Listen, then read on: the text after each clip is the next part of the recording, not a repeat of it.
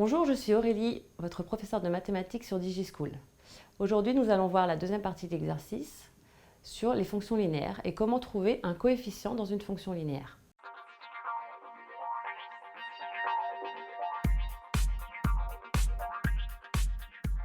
Alors, nous allons voir l'énoncé, trouver le coefficient de la fonction linéaire associé à une augmentation ou à une réduction. Donc, on vous demande pour une hausse de 100%, pour une baisse de 3,7% et pour une baisse de 50%. Alors, un petit rappel avant de commencer, x égale 1x et 100% égale 100 sur 100 égale 1. Alors, une hausse de 100%, on prend x, on augmente donc de 100%, on lui ajoute 100% de x, qui veut dire qu'on fait x plus 1x, que 100% c'est 1, donc ça fait 1. Et on rappelle que x est égal à 1x, donc ça fait 1x plus 1x, soit 2x. Donc quand vous faites une augmentation de 100%, cela signifie que vous multipliez le prix par 2, si c'est un prix par exemple. Donc le coefficient de la fonction linéaire ici, c'est 2.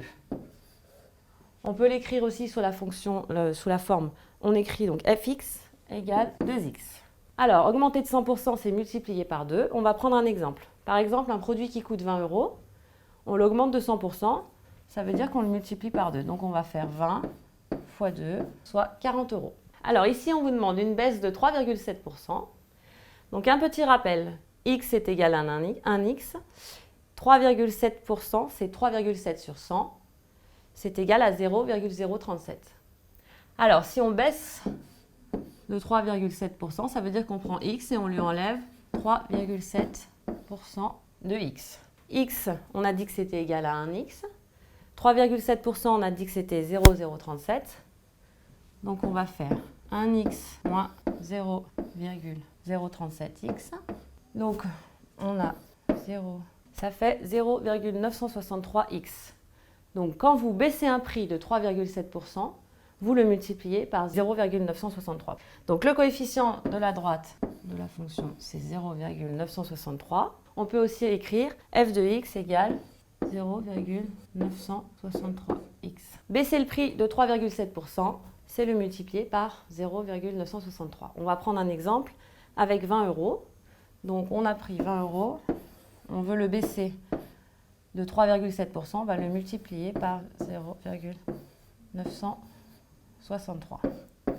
On prend la calculatrice et on fait 20 fois 0,963 et donc ça fait 19,26 €. Donc si on baisse un prix de départ de 20 € de 3,7%, on obtient 19,26 €. Maintenant, on va prendre l'exemple d'une baisse de 50%. Alors, un petit rappel, donc x égale 1x.